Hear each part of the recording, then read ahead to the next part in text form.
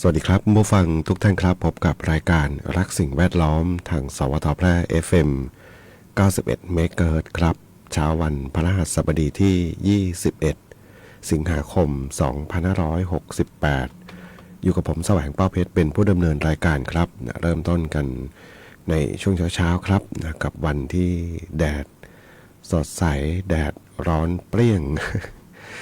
เห็นนะผู้ฟังคอมเมนต์ว่าแดดดีต้องลองเครื่องซักผ้าใหม่15โลทำไมไปซักไกลตั้ง15โลนะเครื่องซักผ้าเดี๋ยวนี้นี่เท่าไหร่นะถ้าเป็นตามบ้านบางทีต้อง18นะมั้งเนาะ15ไหวไหมเนี่ยนะเห็นคอมเมนต์อยู่เนาะก็นะติดตามรับฟังอยู่นะครับแต่เป็น FC นะฟังทั้งวิทยุแล้วก็ในส่วนของออนไลน์ด้วยนะครับนะแล้วก็หลายๆครั้งก็มีข่าวสารก็ได้แจ้งเข้ามานะครับนะทางสวทแพร่ FM 91 เมกะเฮิรตซ์ครับนะทางป้าพันธุ์บ้านนาหลวงนะเห็นทักทายมาแล้วเนาะสำหรับในเช้าวันนี้ครับนะแดดจ้าแต่เช้าเลยเนาะนะครับแล้วก็เป็นผลดีแหละเนาะบางส่วนที่ต้องทำมากินต้องใช้ความเขาเรียกนะความสดใสความแห้งของบรรยากาศบ้างนะครับนะฝนตกปอแปะปอแปะทั้งวันนี่ก็ไม่ไหวเนาะนะครับวันนี้พบกันเช่นเคยครับนะกับช่วงเวลาของรายการรักสิ่งแวดล้อมท่านผู้ฟังที่ติดตามรับฟังอยู่ครับนะสำหรับเพลงเพื่อชีวิตอยากจะฟังเพลงไหนอย่างไรนี่ก็สามารถที่จะแนะนำได้ทางโทรศัพท์054523 516ครับแล้วก็แฟนเพจก็พิมพ์คอมเมนต์ไว้ได้กับช่วงเวลาของรายการรักสิ่งแวดล้อมครับ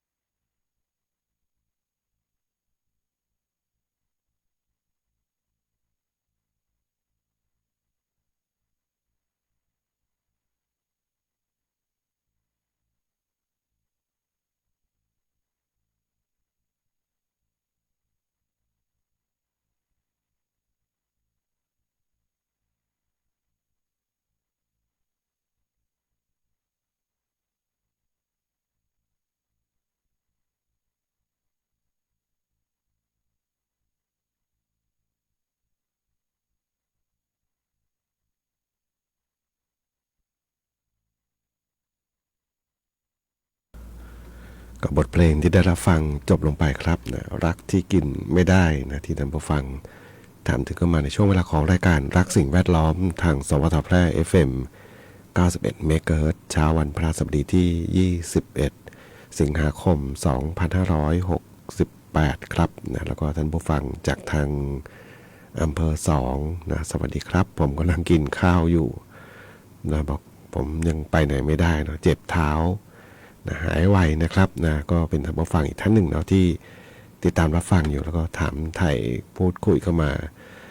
นานๆจะโทรศัพท์มาแล้วก็แต่ว่าติดตามรับฟังอยู่เนาะนะครับนะแล้วบอกว่าเนี่ยนะเรื่องของกัมพูชาเรื่องของเขมรนะเชื่อว่าหลายคนนะติดตามข่าวนะข่าวสารต่างๆอยู่ก็นะบางส่วนก็แม่นะบอกมันเด็ดขาดไปเลยนะเหมือนอะไรนะฮิโรชิมาเลยท่านผู้ฟังบอกสักครู่ ยุคนี้สมัยนี้เราไม่ได้เนาะเขามีเงื่อนไขมีกฎกติกานะชาวโลกก็มองเราอยู่เนาะยิ่งทุกวันเนี่ยนะโลกของการสื่อสารนะมันเร็วนะครับเห็นไหมหยุดยิงไปแล้วแต่ว่าเขาบอกตอนนี้เนี่ยมันเป็นสงครามข่าวสารละนะมีข่าวมีทั้งข่าวจริงข่าวปลอมนะเฟกนิวข่าวปลอมเนาะแอนตี้เฟกนิวนะต่อต้านข่าวปลอมนะเดี๋ยวจะมีเฟกแอนตี้เฟกนิวต่อต้านกันไปต่อต้านกันมานะก็คือเป็นโลกที่ให้ข้อมูลข่าวสารนะถ้ามันเป็นข้อมูลจริงมันก็ดีไปเนาะมันจะมีเท็จจริงเนี่ยเรามักจะใช้คำข้อเท็จจริงนะเท็จเยอะหรือเปล่าเนาะนะก็นะอีกด้านนึงเขาก็การละครก็เยอะนะนะครับนะฉะนั้นก็ต้องดูก็บอกอย่าเอาเข้ามากระทบกับใจเรานะหมายถึงว่า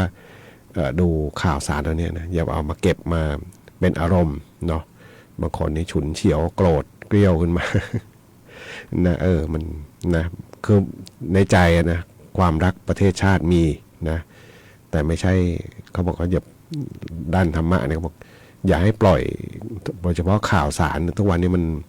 วิ่งมาหาเราเนี่ยทุกทิศทุกทางเขาบอกอย่างนั้นเลยนะเพราะว่าอะไรเพราะว่า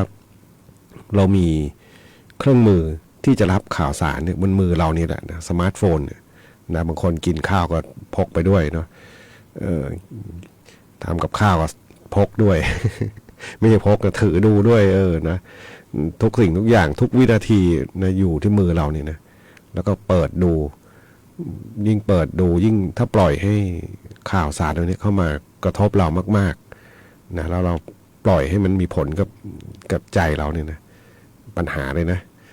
ครับต้องเก็บไปคิดต้องเก็บไปกังวลเนาะแล้วก็หลายๆครั้งนะข่าวบนโซเชียลเนี่ยนะมันความเป็นความถูกต้องเนี่ยมันน้อยนะยกเว้นข่าวที่เป็นราชการนะแล้วมันจะหายากซะเลยสิเนาะเปิดไปถ่ายไป10 โพสต์ดิบางทียังไม่เจอข่าวราชการเลยนะแม้แต่ผู้จัดรายการเองทำแฟนเพจอยู่ทั้งแฟนเพจแล้วก็อะไรหลายอย่างโซเชียลเนี่ยนะบางทีเลื่อนดูเนี่ยนะยังไม่เจอของเราเลยขนาดเป็นคนโพสต์เองทำเอง ยังไม่เจอเลยนะบางทีโพสต์ไปแล้วต้องพิมพ์คำค้นเพจตัวเองนะถึงจะเจอนะมันเนี่ยขนาดนี้เนาะแต่เราเจอโพสต์ของคนอื่นโพสต์ของอย่างอื่นโพสต์ของบริษัทโพสต์ของบุคคลที่เขาซื้อนะที่เขาซื้อนะมันจะมีการซื้อนะจ่ายเป็นเงินนะครับแล้วจะมีแบ่งปันผลประโยชน์กันนะครับนะบนโลกออนไลน์นี่แหละนะคนเราเนี่ยก็จะโพสต์อะไรมันก็จะรีบไปปรากฏให้ทุกคนเห็นนะมันเป็นรูปแบบธุรกิจอย่างหนึ่งนะครับนะเขาใช้บนโลกออนไลน์นะครับนะแล้วก็จะมีจะว่าไปก็นะมันก็มีเหมือนมีทีมสนับสนุนด้วยนะช่วยกันโพสต์ช่วยกันดูหน่อยอย่าเลื่อนผ่านนะอะไร ประมาณนี้นะเปิดค่าการมองเห็นเต็มไปหมดเนาะอันนี้เล่าให้ฟังเนาะเพราะว่าข่าวสงครามเนี่ยเป็นข่าวที่บางทีมันมีกระทบกับจิตใจเราสูงมากนะยิ่งเขาบอกทำไมคนไทยเราเครียดมากขึ้นเพราะว่านี่แหละข่าวสงครามนะข่าวที่ทหารไทยต้องบาดเจ็บข่าวที่คนไทยต้องได้รับผลกระทบนะครับนะหรือแม้จะอีกอย่างนึงอีกด้านหนึ่งก็คือความ เยาะเย้ยนะเยาะเย้ยเหยียดหยันกันนะเวลาของเขาเจ็บเราก็จะมีอะไรอีกอย่างหนึ่งออกมาเนาะอีกปฏิกิริยาอีกด้านหนึ่งนะครับซึ่งบางทีบางครั้งมันก็สร้างเขาเรียกสร้างลักษณะนิสัยของเราที่ทำให้เปลี่ยนไปด้วยเนาะนะครับก็ดูแค่พอเป็นความรู้แล้วก็อันไหนไม่จริงก็นะบางทีผมก็กดเขาเรียกอะไรนะปิดกั้นไปเลยนะพอรู้แล้วว่ามันไม่จริงนะบางอย่างรู้แล้วไม่จริงก็ต้องกดไม่ให้เห็นไม่ให้ปรากฏออกมานะครับโดยส่วนใหญ่ก็จะมีเงื่อนไขว่า15 วันมั้งเนาะนะจากนั้นก็เดี๋ยวก็มาอีกแหละนะอันนี้เล่าให้ฟังเนาะนะครับนะเพราะเครื่องมือการรับสื่อมันอยู่ที่มือเราอะเนาะแต่บางคนเขาก็ไม่ค่อยได้ใช้หรอกนะครับมีภารกิจอื่นๆทำมากินอื่นนะสบายใจกว่าเยอะขอบคุณผู้ฟังแล้วที่ได้มีโอกาสพูดคุยเข้ามานะครับนะแล้วก็น่าจะเดี๋ยวจัดให้ฟังนะเพลง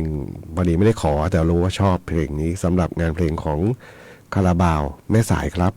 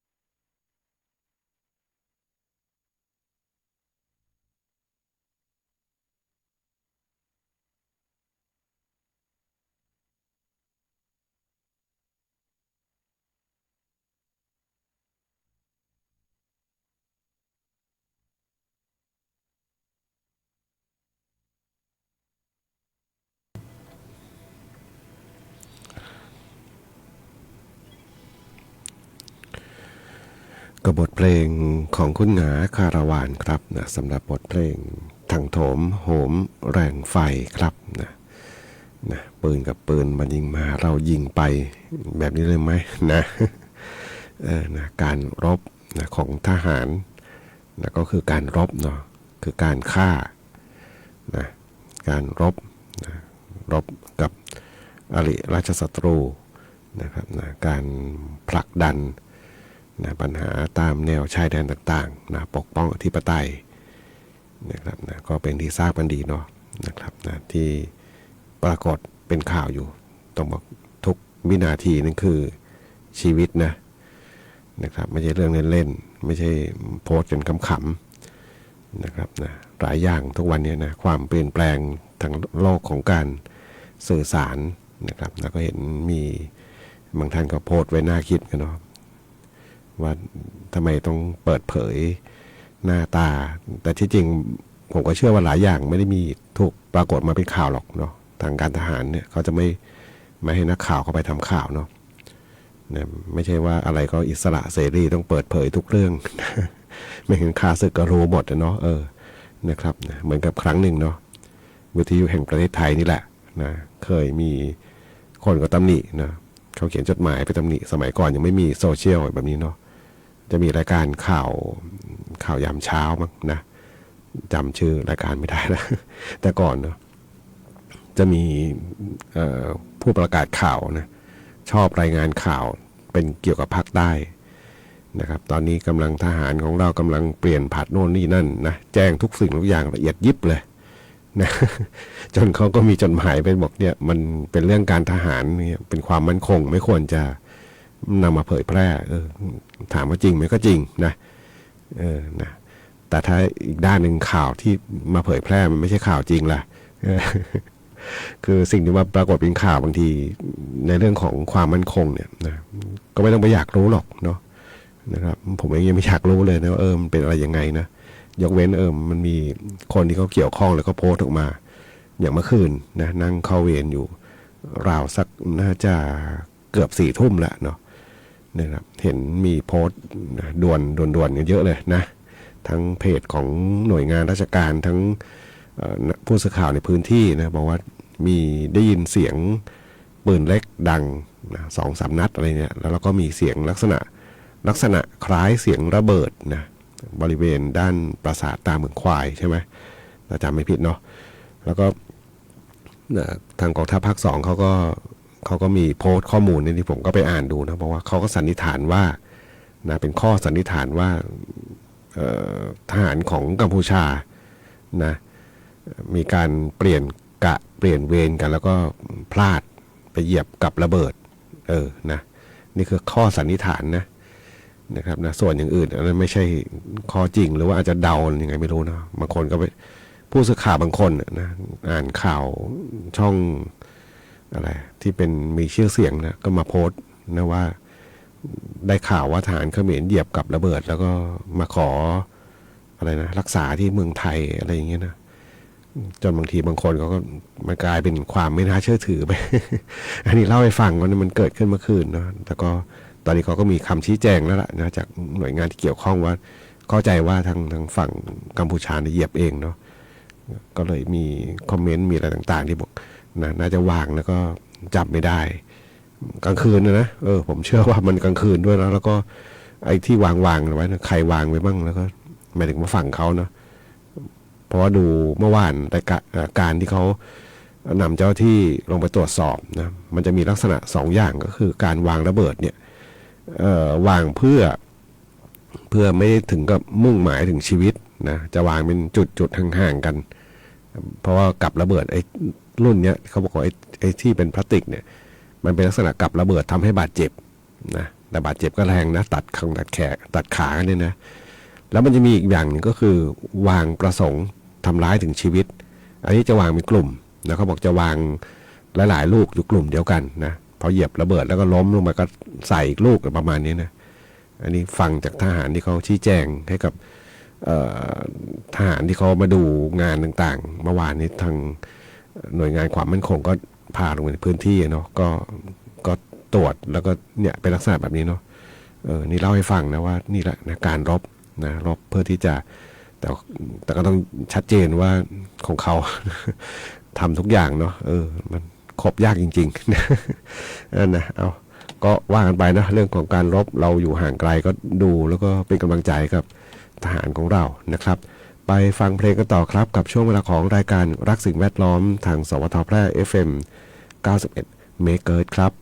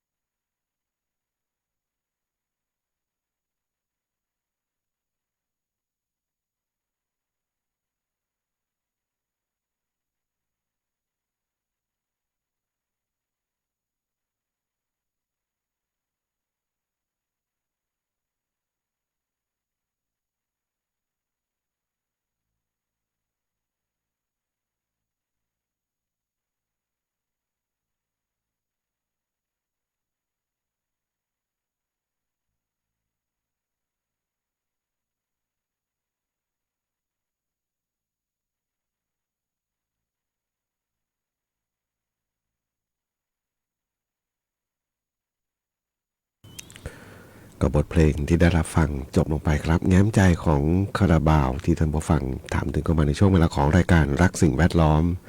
ทางสวทแพร่ FM 91เมกะเฮิรตซ์ครับซึ่งคุณผู้ฟังนั้นสามารถที่จะรับฟังได้ทุกวันจันทร์จนถึง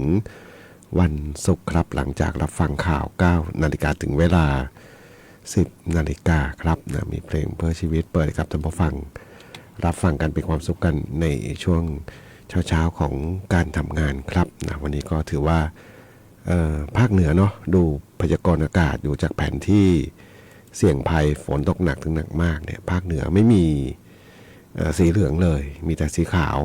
นะสีเหลืองนี่ไปมีทางภาคตะวันออกกับด้านทิศตะวันออกกับด้านตะวันตกนะตั้งแต่แถวอุทัยธานีลงไปกาญจนบุรีไปราชบุรีแล้วก็เพชรบุรีนะครับนะล่องไปทางภาคใต้โน้นภาคเหนือเป็นสีขาวหมดนะวันนี้นะครับนะใครที่ตากผ้าตากผ่อนไว้น่าจะอะไรนะเบาใจได้นะไม่ต้องพะวงเลยฝนจะมาเปล่านะฝนฟ้าคะนองภาคเหนือนะครับนะวันนี้นี่ฝนฟ้าคะนอง60%ของพื้นที่ส่วนมากบริเวณจังหวัดแม่ฮ่องสอนเชียงใหม่เชียงรายลำพูนลำปางพะเยาน่านตากกำแพงเพชรพิษณุโลกและเพชรบูรณ์นะครับนะ60ก็เยอะนะ แต่ว่าไม่ได้มีทางเมืองแพร่นะครับนะก็เป็นพยากรณ์อากาศเช้านี้ถึงเช้าวันพรุ่งนี้ครับนะนี่มาเริ่มปลายเดือนสิงหาคมนะรอลุ้นกันอีกเท่าไหร่เดือน2 เดือนแล้วกันเนาะ